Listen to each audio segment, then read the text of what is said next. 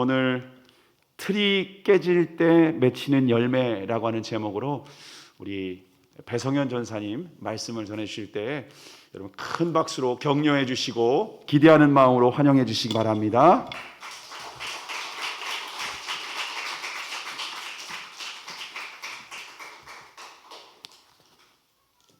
할렐루야.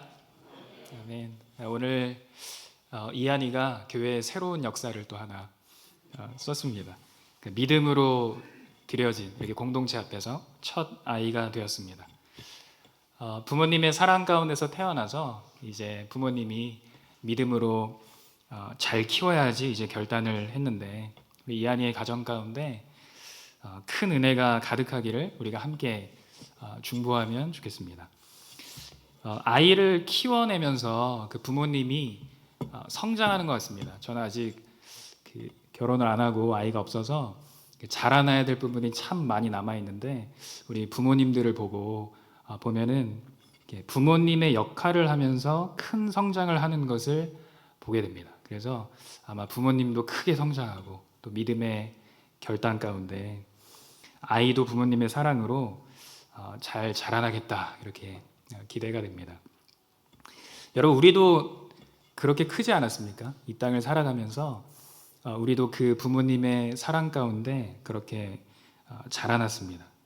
생각을 해보니까 그 부모님의 은혜가 사실 잘 안 보였더라고요. 여전히 계속 있었는데 지금도 부모님의 은혜가 있고 사랑이 있는데 이게 기억을 잘 못하는구나 내가.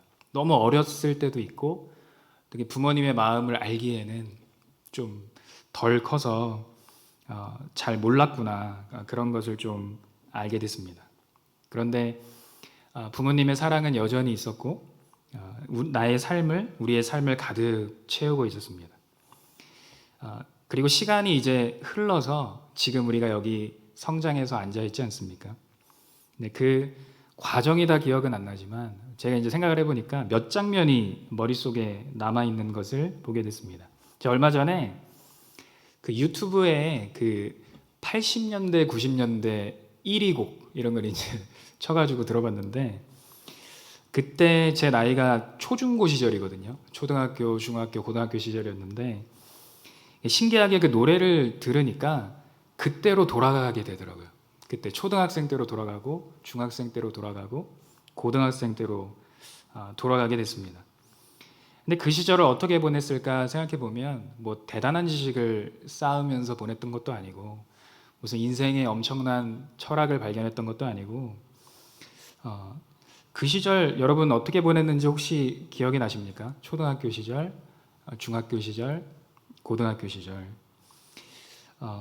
저는 기억이 나는 몇 장면은 그 토요일에 할머니가 이렇게 라면을 끓여주시면서 그 라면을 먹으면서 그 TV 봤던 거 이런 게 기억이 남고 또 초등학교 때 운동장에서 축구를 하다가 이게 축구공이 얼굴에 날라와가지고 쌍코피가 터졌던 뭐 그런 장면들이 좀 기억이 나고 또 어렸을 때 이제 이가 안 좋아가지고 치과를 자주 다녔는데 한 번은 치과를 갔는데 견적이 너무 많이 나온 거예요. 그래서 이게 부모님께 너무 죄송해가지고 이렇게 집에 와서 펑펑 울었던 게 기억이 납니다. 뭐 그런 장면들이 어렸을 때 기억에 남아 있습니다.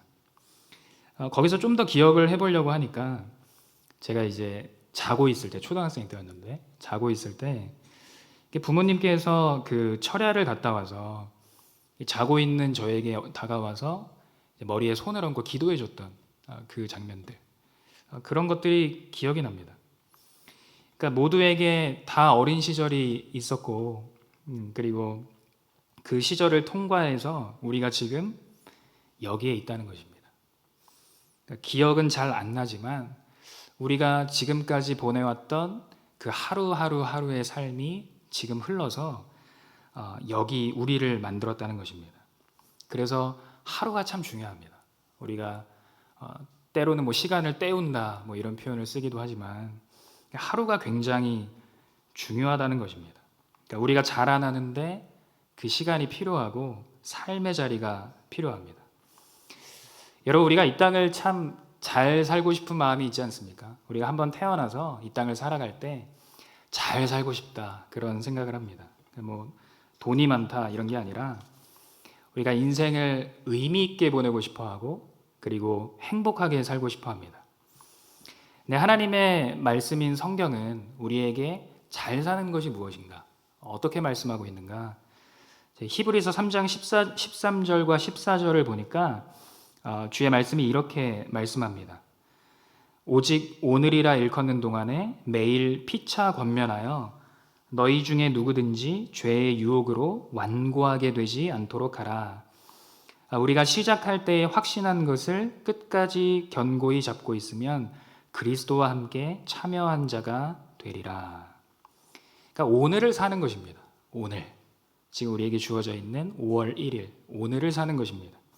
그래서 오늘을 믿음으로 살아갈 때 우리 공동체가 함께 오늘 모여서 예배하고 또 교제하게 될 텐데 서로 믿음으로 살아갈 수 있도록 권면하는 것입니다. 오늘 서로 권면하고 그래서 예수님께서 주시는 그 구원을 우리가 이 땅에서 함께 누리면서 살아갈 수 있도록 오늘을 살아가는 것입니다. 여러분 우리에게는 오늘만 있다는 것입니다. 오늘. 그러니까 수많은 오늘이 모여서 우리의 인생이 되는 오늘을 살아야 합니다. 여러분 그런데 우리에게는 그 대박 심리가 있어가지고 이게 좀 잘 안 되는 것 같습니다. 그러니까 하나님께서 내게 어느 정도의 말씀을 오늘만큼의 말씀을 주셨을 때 하나님께 하나님 뭐 좀 더 대단한 거 없습니까? 이런 건 너무 작아 보이니까 좀 더 대단한 거 하나님 좀 더 큰 거 없습니까? 뭐 이렇게 물어볼 때가 있습니다. 그런데 오늘을 살아라는 것입니다. 오늘 내게 주신 말씀만큼 오늘을 사는 것입니다. 그러니까 나의 시간 안에서 나의 삶의 자리 안에서 오늘 내게 주신 만큼을 사는 것입니다. 여러분 우리가 오늘이라는 시간을 살아갈 때 사실 66권의 모든 말씀을 다 암송할 수도 없고 그 모든 말씀에 다 반응하면서 살아갈 수도 없지 않습니까? 그래서 이 오늘 내게 주신 말씀 여기에 반응하면서 가는 거거든요. 그러니까 안에 보면은 이게 생각으로만 머무를 수 있는데 우리가 그 말씀에 한 걸음을 떼 보면 그 다음의 것들이 또 펼쳐지게 된다는 것입니다. 오늘부터 저희 초등부는 그 분반 모임을 시작했습니다. 그래서 이제 예수빌리지라는 공과를 갖고 말씀도 전하고 이제 분반 모임도 했었는데 오늘이 창세기였거든요. 창조. 저도 이제 처음 창조에 대한 설교를 하는 거였어요. 근데 애들이 예배 끝나고 나니까 막 달려와가지고 애들이 3명이서 저희 초등부가 지금 3명인데 막 달려와가지고 전사님 궁금한 게 있어요. 막 이렇게 물어보는 거예요. 전사님 아담은 어디에 묻혀 있나요? 아담의 뼈는 어디에 있나요?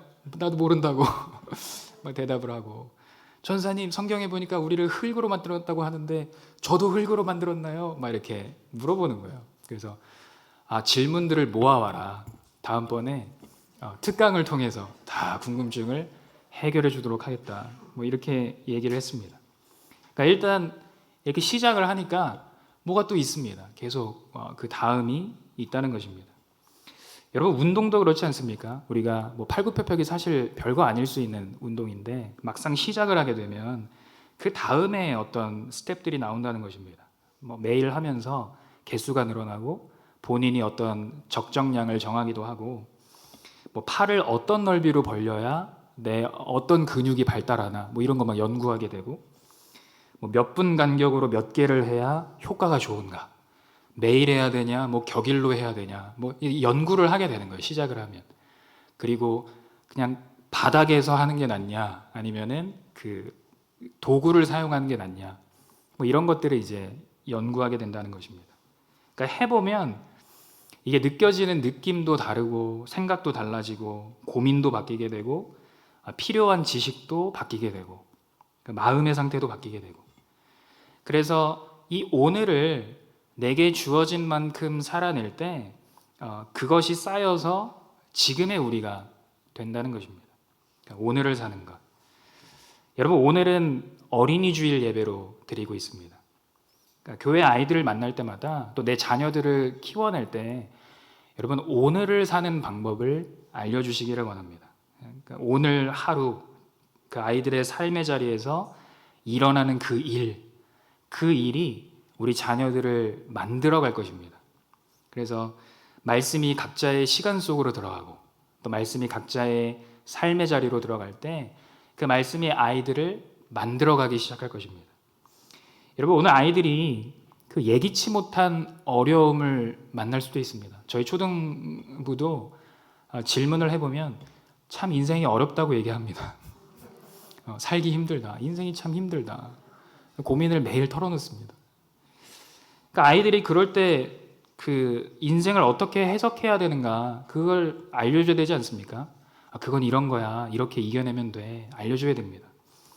여러분, 오늘 아이들이 그 사랑의 대상에 나타나면 어떻게 사랑해야 되는지 알려줘야 되지 않습니까? 또 살다가 한계를 느낄 때가 많은데 이 한계를 어떻게 돌파해야 되는가 그것도 애들 잘 모르기 때문에 그걸 인정하는 법도 알려줘야 되고 또 죄에 넘어질 수도 있지 않습니까? 아이들이 이 땅을 살다 보면 분명히 죄에 넘어지는 순간들이 있습니다. 그러면 넘어질 때는 어떻게 해야 되는가? 회개는 어떻게 해야 되고 어떻게 돌이켜야 되고 다시 일어나서 우리가 갈 수 있는가? 이거 도와줘야 된다는 것입니다. 여러분, 우리의 인생이 예수 그리스도가 아니면 이길 수 없는 삶이구나. 이거를 우리가 오늘을 지나갈 때 알려줘야 한다는 것입니다. 그래서 아이들이 오늘 보고 듣고 넘어지고 일어서고 이런 모든 하루의 그 과정들을 통해서 인생을 배우게 된다는 것입니다. 여러분, 사실 저희가 아이들을 지도하고 뭐 양육하는 입장에 있지만 저희도 잘 모르지 않습니까? 저희도 참 갈 길을 모르고 헤맬 때가 참 많습니다. 여러분, 예수님께서는 인간의 몸을 입고 이 땅에 오셨습니다. 그래서 몸소 우리에게 어떻게 살아야 하는가? 나도 처음 살아보는데 자녀를 키워야 되고 근데 어떻게 나는 살아야 되는가? 이거를 말씀하시고 우리에게 보여주셨습니다. 그 중에 오늘 본문의 십자가는 이 절정을 보여줍니다. 여러분, 우리가 십자가를 이해할 때 참 다양하게 십자가를 이해하지 않습니까? 우리가 매년 고난주간을 맞이해도 어떤 주간에는 그 예수님의 그 손과 발에 못 박힌 그 못이 얼마나 아프셨을까? 그래서 예수님의 그 고난에 집중할 때도 있고 어떨 때는 그 예수 그리스도를 십자가에 내어줄 수밖에 없었던 그 하나님의 마음은 뭐였을까? 야, 이게 이렇게 사랑이 큰 거였구나. 가장 소중한 것을 내어줄 만큼 그 사랑이 컸구나. 뭐 그런 것을 깨닫게 될 때도 있습니다. 어떨 때는 내 죄가 이렇게 커? 그래서 자기 죄에 집중할 때도 있다는 것입니다. 그래서 어떨 때는 뭐 내가 십자가를 예수님만 지는 게 아니라 나도 지고 따라가야 되는 거네. 그래서 구레네 시몬을 보면서 또 그런 것들을 깨닫게 되는 날도 있다는 것입니다. 여러분, 그 사진 찍을 때 어떻게 혹시 찍으십니까? 보통 셀카를 찍으면 어떤 사람은 이렇게 찍는 사람도 있고 어떤 사람은 이렇게 찍는 사람도 있습니다. 각자 이제 본인이 자신 있는 면을 돋보이게 하기 위해서 그렇게 사진을 찍는데 그러니까 똑같은 사람인데도 어떤 사람은 왼쪽 모습이 자신 있다고 하고 어떤 사람은 오른쪽 모습이 자신 있다고 합니다. 그러니까 어떻게 보느냐에 따라서 그 사람이 똑같은 사람이지만 좀 다르게 보일 수 있다는 것입니다. 그러니까 성경도 보면은 말씀이 참 다양합니다. 66권이 있고 막 스토리도 되게 다양하고 그렇습니다. 그래서 여기 등장하고 있는 말씀에 등장하고 있는 이 인물들 그리고 말씀에 등장하는 이 사건들이 도대체 너무 다양해서 뭘 얘기하려고 하는 거지 우리가 방향을 잘 잡지 못할 때가 있습니다. 그런데 이 모든 인물과 이 모든 사건들이 결국에는 어떤 것을 우리에게 보여주려고 하는가 우리가 그것을 인식하고 가야 합니다. 그것은 예수 그리스도라는 것입니다. 그러니까 오늘 내게 주신 본문, 오늘 큐티를 통해서 주일 말씀을 통해서 내게 주시는 그 본문을 볼 때 오늘 내가 또 새로운 스토리를 접하는구나. 물론 그렇게 생각할 수 있지만 이것이 누구의 어떠한 면을 보여주려고 하는 말씀인가 거기에 집중해야 한다는 것입니다. 오늘 내게 주신 본문을 통해서 내가 예수님의 어떤 부분을 보게 될까? 왼쪽 부분일까? 오른쪽 부분일까? 어떤 면을 보게 될까? 거기에 집중해야 한다는 것입니다. 그래서 매일매일 우리는요, 말씀의 본문을 통해서 예수님의 그 한 면을, 또 다른 면을 계속 보면서 따라간다는 것입니다. 여러분, 오늘은요, 이 본문은요, 그 죽어야 열매를 맺는, 예수님을 따라갈 때 죽어야 열매 맺는 예수님의 그 십자가를 우리에게 보여주고 있습니다. 여러분, 요한복음 오늘 본문을 쭉 보면 그 12장부터 그 1절부터 쭉 보면 예수님의 인기가요, 쭉쭉쭉쭉 올라가는 것을 보게 됩니다. 어떤 사람이 그 12장 초반에 보면 마리아가 예수님께 향유를 갖고 나와서 붓습니다. 그리고 사람들이, 큰 무리들이 모여서 종려나무 가지를 막 흔들면서 예수님을 환영하는 거예요. 그러니까 그렇게 큰 무리가 환영하고 나에게 어떤 사람이 찾아와서 막 겸손히 엎드리고 막 향유를 부어주고 섬겨주면 우리는 참 행복하지 않습니까? 마음이 참 좋습니다. 그래서 참 영광스럽다 이렇게 느끼게 됩니다. 내 인생이 참 영광스럽구나. 누가 나를 극진히 섬겨주고 나를 환영해주면 영광스러움을 느낀다는 것입니다. 그런데 그러던 중에 헬라인 몇이 예배를 하기 위해서 예배하기 위해서 왔다가 이제 예수님을 만나러 온 것입니다. 그러니까 예수님의 소문을 듣고 나 예수님 만날 거야. 그래서 헬라인 몇이 찾아옵니다. 그러니까 외국인이 찾아온 거죠. 그러니까 뭔가 예수님의 모습을 보니까 예수님의 어떤 명성이 이제 이 국내를 넘어서서 해외까지 이렇게 쭉쭉쭉 뻗어나가는 그렇게 보입니다. 여러분, 우리도 그 국내 가요 차트에서 1위를 하는 것도 중요하지만 그 해외 차트에서 1위를 하면은 굉장히 더 쳐주잖아요. 뭐 뉴스에도 나오고. 그런데 이 옆에서 예수님을 따라가는 제자들이 보니까 이제 외국인도 예수님을 찾아오네. 예수님의 명성이 국내용이 아니구나. 이제 해외까지 뻗어나가고 있구나. 이러면서 예수님을 따라가는 제자들이 예수님을 향한 기대감이 아마 더 올라갔을 것입니다. 그런데 그때 예수님께서 오늘 본문 23절을 말씀해 주십니다. 예수께서 대답하여 이르시되 인자가 영광을 얻을 때가 왔도다. 여러분, 예수님도 자신의 어떤 명성이 뻗어나가고 인기가 올라가는 그것을 감지하셔서 그랬을까? 그래서 이렇게 말씀하신 것일까? 여러분, 우리가 보통 생각하는 영광스럽다라는 그 인생은 누가 우리에게 향유를 부어주는 삶입니다. 누가 우리를 환영해주는 삶입니다. 뭐 요즘 우리의 삶으로 따지면 뭐 좋은 직장에 들어가는 걸 수도 있고, 뭐 연봉을 많이 받는 걸 수도 있고, 뭐 결혼을 잘하는 걸 수도 있고 그렇습니다. 우리 아이들도 그렇게 키우고 싶지 않습니까? 영광스러운 인생으로. 그래서 우리 아이가 주님께 영광스러운 인생 되길 원합니다. 그래서 예전에 보면은 제가 학생 때도 뭐 성적 잘 받아서 주께 영광을 돌리겠습니다. 뭐 이런 고백들을 많이 했었거든요. 중고등학교 때도. 그래서 우리 주께 영광 돌리기 원합니다 하면 보통 그런 걸 생각합니다. 내가 뭐 이렇게 잘 돼가지고 영광 돌릴게요. 뭐 이렇게 생각을 하는데 그런 생각을 갖고 24절 말씀을 보니까 예수님께서 그 말하셨던 영광이 우리가 생각하는 영광이랑은 좀 차이가 있다. 이것을 우리가 알 수 있습니다. 24절 말씀에 보면 내가 진실로 진실로 너희에게 이르노니 한 알의 밀이 땅에 떨어져 죽지 아니하면 한 알 그대로 있고 죽으면 많은 열매를 맺느니라. 그러니까 예수님이 갑자기 뭐 밀 하나를 얘기하면서 그거를 죽음이랑 이렇게 연결을 시켜가지고 말씀을 꺼냅니다. 그러니까 우리가 이미 알고 있는 것처럼 예수님은 십자가에서 죽으시지 않았습니까? 끔찍한 그 사형틀에서 예수님 죽으셨습니다. 근데 예수님께서는 이 십자가의 죽음을 영광스럽다 이렇게 이해를 하셨다는 것입니다. 그러니까 도대체 예수님은 어떤 관점으로 삶을 사셨기에 그 십자가의 죽음을 영광스럽다 이렇게 말씀하셨던 것일까요? 주님은 도대체 그 십자가에서 무엇을 보셨기에, 그 죽음을 통해서 도대체 무엇을 보셨기에 이것을 영광스럽다 하셨을까? 우리가 말씀을 통해서 보기를 원합니다. 여러분, 예수님은 그 십자가에서 죽음으로 맺는 열매를 보셨다는 것입니다.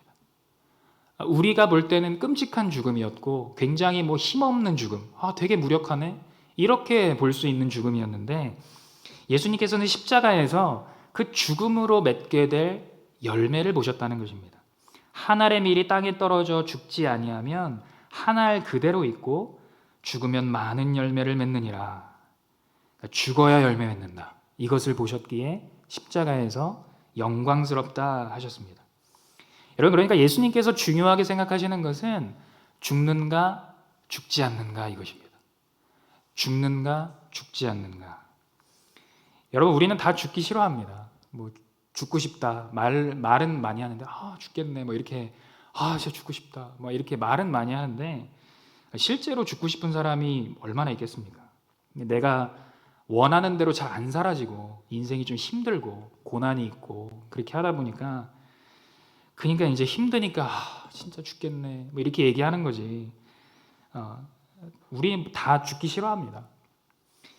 그러면 이 죽어야 열매를 맺는다 이 말을 우리는 도대체 어떻게 이해를 하고 우리가 오늘을 살아가야 하는가? 여러분, 우리가 성경에서 어떤 진리를 만나게 될 때, 말씀을 만나게 될 때 이게 한 번에 잘 이해가 안 될 때가 있습니다. 뭐 이렇게 뭐 죽어야 한다 뭐 이렇게 하는데, 이게 뭐 지금 뭐 생명을 끊으라는 얘기인지 뭐 이게 무슨 얘기인지 뭐 이게 한 번에 잘 이해가 안 될 때가 있습니다. 그럴 때 우리는 이제 어떤 방법을 쓰냐면 좀 익숙한 개념, 우리가 좀 이해할 만한 개념들을 가지고 와서 그 진리가 이렇게 했는데 라고 이제 이렇게 도움을 받을 때가 있습니다. 그러니까 성경에서 이야기하는 이 죽는다 이 개념까지 우리가 가기 위해서 이제 어떤 개념을 좀 이해할 수 있는 개념들을 찾아보는 것입니다. 여러분, 어떤 젊은 사업가가 그 사회적으로 크게 성공한 어른을 만났습니다. 그럼 얼마나 그 부담이 되겠습니까? 그리고 그 어른은 좀 뭐 가벼운 태도로 대할 수도 있겠죠, 그 젊은 사업가를. 그런데 이 젊은 사업가가 그 어르신에게서 그분의 태도를 보고 굉장히 놀랐다는 거예요. 왜냐면은 꽤 높은 자리에 있고 성공하신 분이었는데 한참 어린 자신의 그 말에 그분이 경청을 하더라는 것입니다. 그러니까 굉장히 겸손한 태도로 무언가 그 젊은 사업가에게 하나라도 배우겠다는 그 마음으로 그 사업가랑 대화를 하셨다는 거예요. 그러니까 이게 살아보면 얼마나 어려운 태도인가, 얼마나 갖기 어려운 태도인가 우리가 알 수 있습니다. 그러니까 이 젊은 사업가가 그 어르신 그분의 태도에 대해서 감동을 한 것입니다. 여러분, 우리는 그 자신의 것을 내세우지 않고 겸손하게 엎드리는 사람을 보면 감격을 합니다. 주변에 그런 사람들이 많이 없기 때문에 그런 분이 혹시나 한 명이라도 있으면 이분이랑은 되게 계속 교제해야겠다 뭐 이렇게 전화번호 바꾸면 꼭 알려주세요 뭐 이렇게 꼭 끊어지기 싫은 그런 관계가 되고 싶어 합니다. 그 겸손히 엎드리는 사람 보면요 감동적이라는 거예요. 여러분, 제가 어렸을 때 부모님이요 맛있는 거를 왜 엄마는 싫어하지? 이런 마음이 있었거든요. 왜냐면은 뭘 먹으면은 그 엄마는 저에게 그 어떤 부분을 양보를 합니다. 그러면 저 어린 마음이니까 엄마는 이런 음식을 싫어하는 사람이구나 이렇게 하고 넘어갔던 거예요. 근데 나이가 좀 들어서 커 보니까 엄마도 이거 좋아하는구나 그거를 알게 됐어요. 그러니까 엄마가 자녀를 사랑하니까 이걸 양보한 거구나 이거를 알게 됐습니다. 여러분, 예수님이 중요하게 생각하시는 이 죽는다라는 개념, 우리가 지금은 온전하게 다 이해를 할 수는 없어도 이게 도대체 무엇일까? 죽는다는 개념. 그러니까 죽는다는 것은 자신을 내세우지 않는 것입니다. 죽는다는 것, 겸손하게 엎드리는 것. 그러니까 죽는 사람은 자기를 희생하고, 죽는 사람은 남을 섬기고, 그리고 맺게 될 열매를 보면서 기쁨으로 그 길을 걸어간다는 것입니다. 여러분, 우리가 많이 들은 표현을 떠올려 보면 자기를 부인한다, 이거 죽는다고 하지 않습니까? 자기를 부인하는 것, 그래서 예수님을 따라가는 것, 이게 죽는다고 합니다. 내 본성이 튀어나오는 게 너무 자연스러운데 이 본성을 튀어나오지 않게 주를 바라보면서 이때 내가 주님 어떻게 해야 되죠? 이걸 물어보는 거, 이거 죽는 삶이라는 것입니다. 여러분, 이렇게 죽을 때에 성경은 열매가 맺힌다 이렇게 말씀합니다. 열매가 맺힌다. 여러분, 우리의 인생이 열매 맺는 인생이 되기를 원하시지 않습니까? 오늘 헌화식도 했는데 우리의 자녀가 참 열매를 맺었으면 좋겠다. 부모님은 다 그런 마음이 있습니다. 그런데 우리는 이 열매를 맺는다고 할 때 보통 우리는 이런 방법을 써야 열매를 맺겠구나 생각합니다. 좀 좋은 학교를 보내야 되고, 뭔가 좋은 학원을 보내야 되고, 어떤 분야에 내가 꼭 투자를 해서 뭔가 이렇게 뭘 얻어야 되고, 이러면은 세상은 열매를 맺는다 말합니다. 그런데 그 예수님께서는 더 근본적인 이야기를 우리에게 하신다는 것입니다. 죽어야 열매를 맺는다. 그러니까 우리가 생각하는 어떤 상식과는 참 많이 다른 것을 우리에게 말씀해 주고 있습니다. 여러분, 이런 이야기가 있습니다. 어떤 왕이요, 후계자를 이제 구하고 있는데 고민을 하기 시작합니다. 그러다 어느 날 신하들을 불러 모았어요. 그래서 내가 이제 후계자를 세우려고 하는데 내가 명령하는 거를 지금 나가서 백성들에게 이제 얘기를 해라 합니다.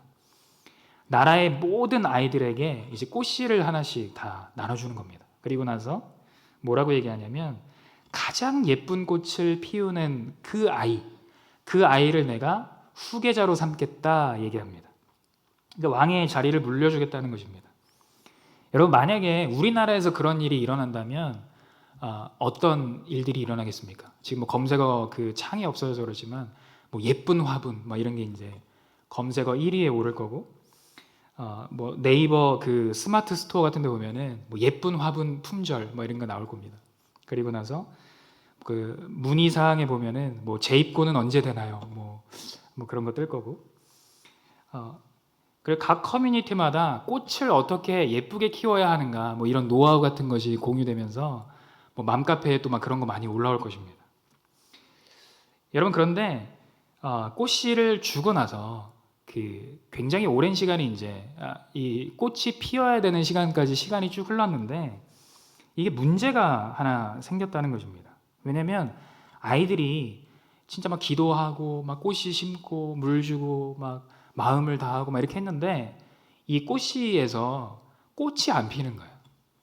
그러니까 전 국민 그 아이들에게 꽃씨를 다 나눠줬는데 꽃이 하나도 안 폈다는 것입니다. 그래서 이게 문제였어요. 근데 시간이 이제 흘렀고 드디어 왕이 가장 예쁜 화분을, 예쁜 꽃을 피운 사람을 내 후계자로 삼겠다 이렇게 이제 그날이 됐습니다. 그러니까 아이들이 모두 예쁘게 핀 화분을 다 이렇게 그러니까 이렇게 품고 이제 다 모였습니다. 그러니까 왕이 아이들이 들고 온 화분을 쭉 보면서 이렇게 미소를 지으면서 이렇게 쭉 봤습니다. 그런데 거기에서 한 아이만, 다들 예쁜 꽃이 핀 화분을 갖고 왔는데 딱 한 아이만 빈 화분을 들고 온 거였어요. 빈 화분. 잠시 후에 왕이 이렇게 선포합니다. 내가 가장 정직한 아이에게 나의 왕의 자리를 물려주겠다 이렇게 이야기합니다. 그러면서 왕은 빈 화분을 들고 온 그 아이를 가리킵니다. 그러면서 선포합니다. 이 아이가 왕의 자리를 물려받게 될 것이다. 그러니까 다들 의아하게 생각합니다. 아니, 저 아이는 빈 화분을 갖고 왔는데 왜 저 아이에게 왕의 자리를 물려주지? 그러니까 왕이 이렇게 이야기를 하는 거였습니다. 내가 나눠준 씨앗은 볶은 씨앗이었다 이렇게 얘기하는 것입니다. 여러분, 볶은 씨앗은 죽은 거잖아요. 그러니까 거기서 꽃이 필 수 없었다는 것입니다. 여러분, 우리는요 인생을 살 때 잘 살기 위해서, 열매 맺기 위해서 좋은 화분을 구합니다. 우리는 열매를 잘 많이 맺고 싶어가지고 무슨 방법을 써서라도 예쁜 꽃을 준비하려고 합니다. 이게 잘 사는 것이다. 이게 열매 맺는 방법이다. 우리 그렇게 살아갈 때가 많이 있다는 것입니다. 근데 예수님께서 말씀하시는 것은 자기를 부인하고 나를 따르라는 것입니다.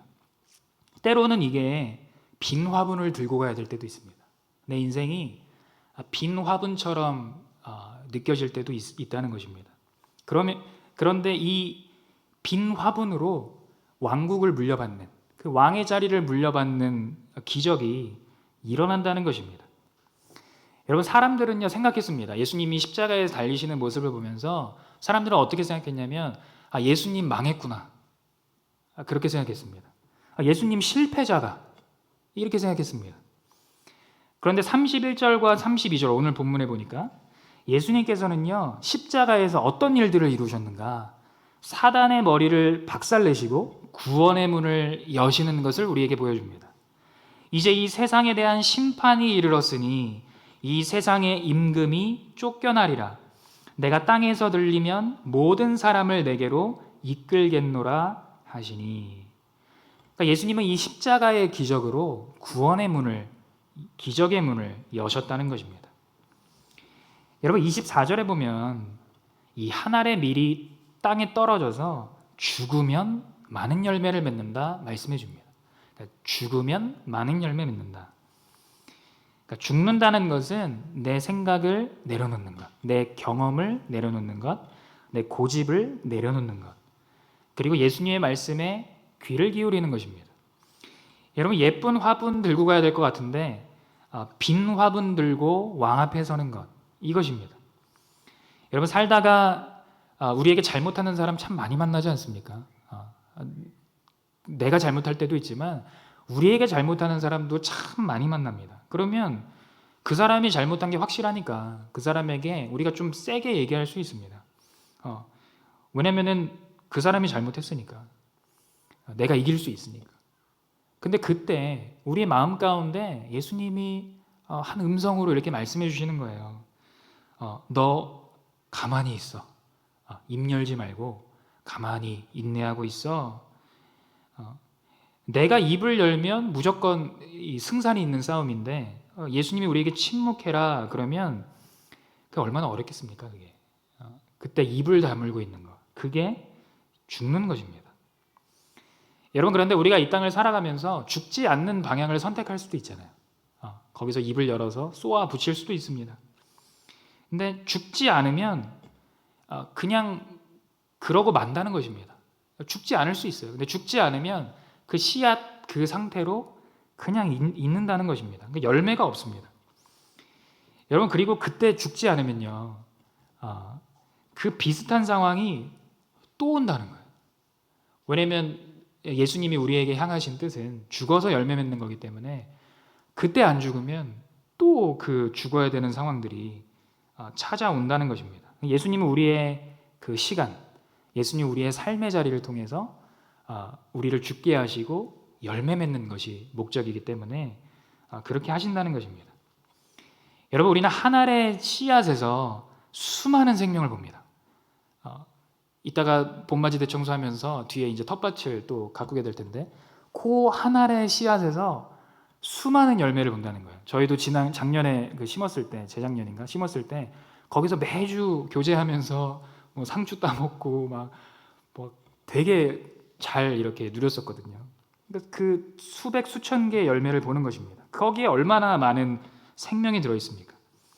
그런데 이게 썩지 않으면요, 열매를 맺지 못한다는 거예요. 썩지 않을 수 있는데 썩지 않으면 열매가 맺히지 않는다는 것입니다. 그 안에 있는 수많은 생명들, 예수님께서 보셨던, 예수님께서 십자가에서 맺기를 원하셨던 그 수많은 생명들이 그 씨앗에 갇혀 있는 상태로 못 나오게 된다는 것입니다. 이게 나와서 풍성한 열매를 맺어야 하는데 못 나온다는 것입니다. 그러니까 내가 죽지 않고 나를 주장할 때, 내가 죽지 않고 그 상태 그대로 있을 때 생명이 나올 수 없습니다. 그런데 죄된 본성이 은혜 가운데 깨지고 믿음의 반응 가운데 내가 깨지게 될 때, 십자가에서 내가 죽어서 나의 틀이 깨지게 될 때, 그때 거기서 생명이 이제 나오기 시작한다는 것입니다. 이제 더 이상 내가 씨 하나가 아니라 풍성한 열매로 나온다는 것입니다. 여러분, 죽으면 참 아름다운 풍성한 열매들이 우리의 인생 가운데 맺히게 된다는 것입니다. 여러분, 어떤 삶을 선택하기를 원하십니까? 내가 죽어서 열매 맺는 삶, 내가 안 죽고 씨 그대로 있는 그 인생. 여러분, 우리 자녀는 어떻게 키우기를 원하십니까? 씨로 남아있는 인생, 죽어서 열매 맺는 인생. 여러분, 만약에 예수님께서 죽지 않고 십자가를 지시지 않았다면 어떤 일들이 일어났겠습니까? 여러분, 사실 죽는 것은 굉장히 두려운 일입니다. 본인에게도 두렵지만 남겨질 가족들에게도 굉장히 두려운 일입니다. 근데 25절에 보면요, 좀 반대로 얘기를 합니다. 25절에 보면 자기의 생명을 사랑하는 자는 잃어버린다 이렇게 얘기하고, 자기의 생명을 미워하는 자는 영생하도록 보전한다 이렇게 얘기를 합니다. 그러니까 여러분, 자기 생명을 사랑해서 안 죽는 사람, 씨 안에 갇혀있는 인생, 풍성함이 없다. 그런데 이 세상에서 자기 생명을 미워하는 사람, 그 사람은 고집 부리지 않고 믿음으로 썩어져서 그 안에 생명이 터져 나올 때 수많은 열매 맺게 된다는 것입니다. 여러분, 우리가 그 돈만 봐도 그렇지 않습니까? 돈을 내가 움켜잡고 있으면 아무 일도 일어나지 않는데 뭐 자기 혼자 잘 먹고 잘 살 거야 뭐 이런 사람도 있지만, 가진 재물을 잘 흘려보내서 잘 사용해서 많은 사람을 세우고 많은 사람을 돕는 사람들이 있습니다. 그러면 정말 아름다운 열매들이 맺히는 것을 우리는 또 보게 됩니다. 주변에 그런 분들이 참 많이 있는데 보면은 진짜 아름답다, 나도 저런 인생 살고 싶다, 뭐 이런 감동이 있다는 것입니다. 그러니까 죽는다는 것은 그런 것입니다. 죽으면 열매가 참 아름답게 맺히게 됩니다. 여러분, 근데 26절에 보면 사람이 나를 섬기려면 나를 따르라. 그러니까 예수님이 참 일관되게 말씀하십니다. 우리가 예수님 섬긴다고 하는데 그러니까 섬기려면 따르라고 말씀하십니다. 그러니까 죽는 자리로 야, 나만 죽는 게 아니야, 너도 와라 이렇게 부른다는 것입니다. 여러분, 사실 이 땅에 예수님 왕이시지 않습니까? 창조주로 이 땅에 왕으로 계시는 분이신데 예수님 십자가를 지실 이유가 사실 없습니다. 예수님 뭐 그런 잘못을 한 것도 아니고 뭐 힘이 없어서 십자가를 지는 것도 아니었습니다. 그러니까 예수님은 십자가를 지시는 일에 순종한 것입니다. 여러분, 그 예수님께서 순종하실 때 하나님께서 영광을 받으셨다 이렇게 말씀이 기록합니다. 예수님께서 십자가를 지실 때 하나님이 영광 받으셨다 말합니다. 여러분, 우리는 사회적으로 성공을 하고 뭔가 그렇게 잘해야 하나님께서 영광 받으신다, 우리가 이렇게 종종 그렇게 생각할 때가 있는데 물론 그런 경우도 있겠지만 하나님께서는 우리가 순종을 할 때 영광 받으신다 이렇게 말씀하신다는 거예요. 내가 나를 부인하고 예수 그리스도를 따라갈 때 하나님이 영광 받으신다 말씀합니다. 그래서 그 자리로 우리를 부르신다는 거예요. 예수님은 너도 이 길로 가야 된다. 십자가를 지는 길, 죽는 길. 내가 고집 부려서 생명을 못 나오게 하는 길이 아니라 죽어서 생명을 열매 맺는 길, 거기로 부르신다는 거예요.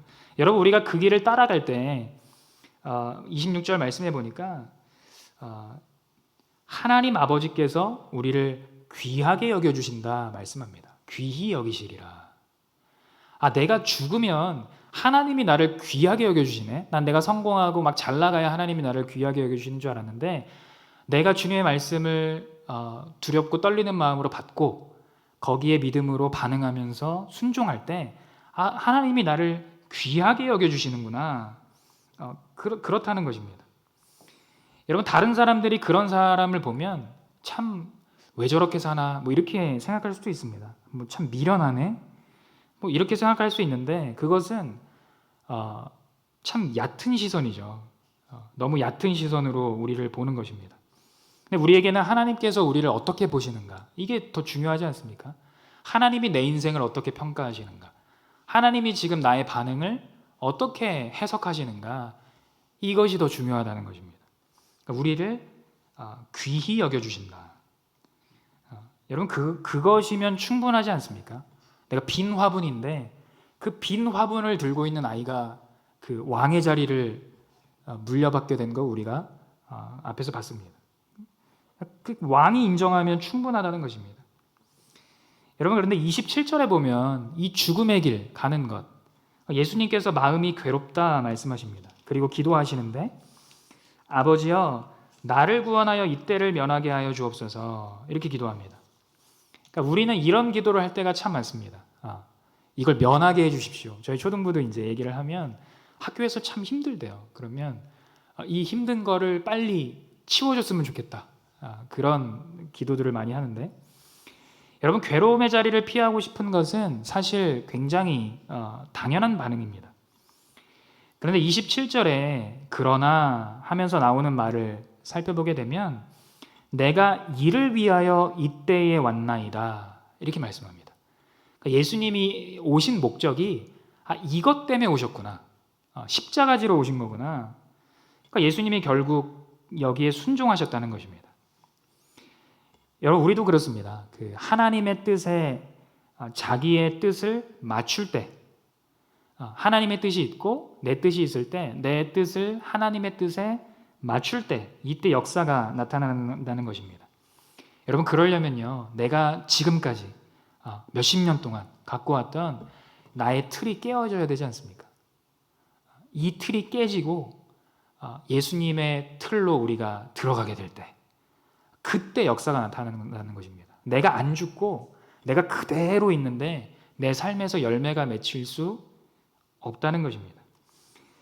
여러분, 하나님께서 품으라고 하는 사람이 내가 품을 수 없는 경우일 때가 참 많습니다.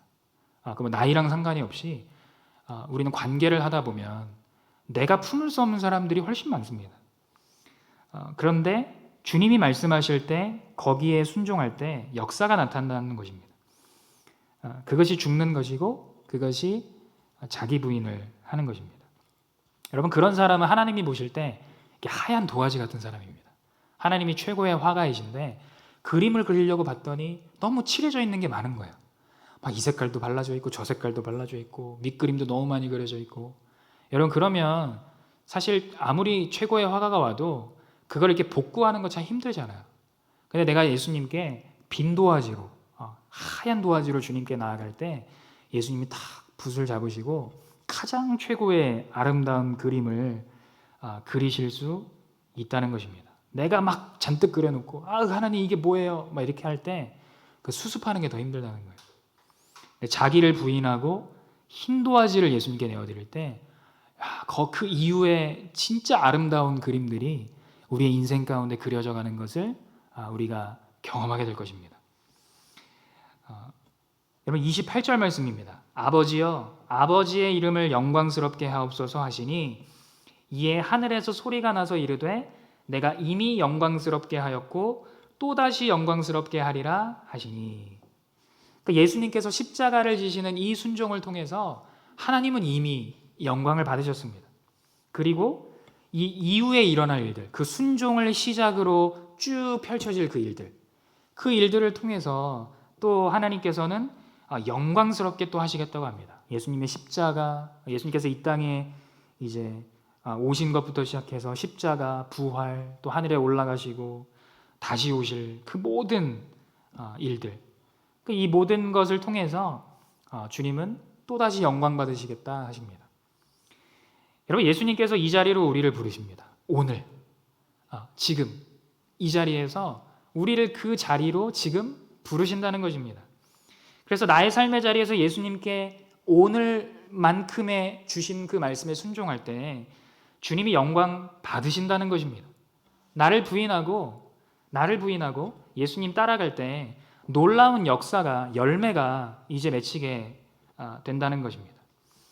여러분, 예수님이 십자가의 순종으로 사단의 머리를 박살내시고 구원의 길을 여신 것처럼 우리의 인생에서도 그 일들이 이루어진다는 것입니다. 그러면 사단도 막 깜짝 놀라겠죠. 얘가 안 죽을 것 같았는데 얘가 이렇게 죽어가지고 열매가 나타나네.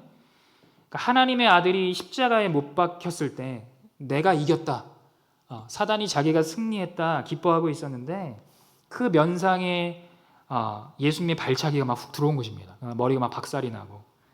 그러니까 예수님을 따라갈 때 우리 삶에서도 이런 일들이 일어나게 된다는 것입니다.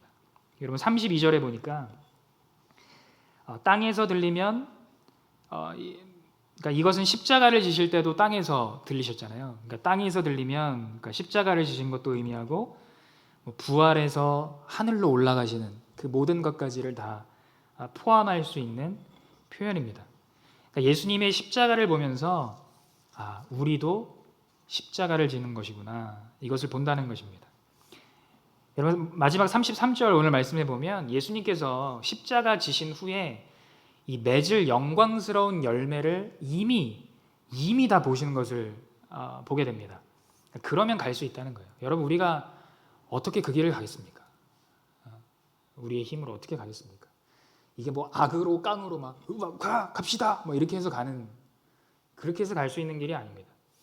그 영광스러운 열매를 믿음으로, 그 영광스러운 열매를 맺는 것을 믿음으로 보면 갈 수 있다는 것입니다. 여러분 어머니가 둘째를 출산할 때 그 고통을 잊었겠습니까? 첫째를 출산할 때의 그 아픔, 그게 남아있겠죠. 그런데 고통도 있지만 그 출산의 기쁨, 내가 이 열매를 받아 안았을 때의 그 기쁨을 알기 때문에 또 생명을 맞이한다는 것입니다. 여러분 우리가 날마다 죽는 이 삶, 한 알의 밀알로 썩는 삶, 이것도 열매를 믿음으로 보면 갈 수 있다는 것입니다. 여러분 오늘 우리를 부르신 자리는 어디입니까? 나를 부르신 그 자리, 거기서 죽어서 열매를 맺는 우리의 하루가 되기를 원합니다. 그런 오늘이 모여서 우리의 인생을 나의 인생이 풍성한 열매가 있는 인생이었구나, 이렇게 완성시켜 주신다는 것입니다. 여러분 우리가 다 하나님의 아들을 믿는 그 믿는 것과 아는 것의 하나가 되어서 우리가 온전한 사람을 이루어 그리스도의 장성한 그 분량이 충만한 데까지 우리가 이르는 그런 은혜가 있기를 원합니다. 여러분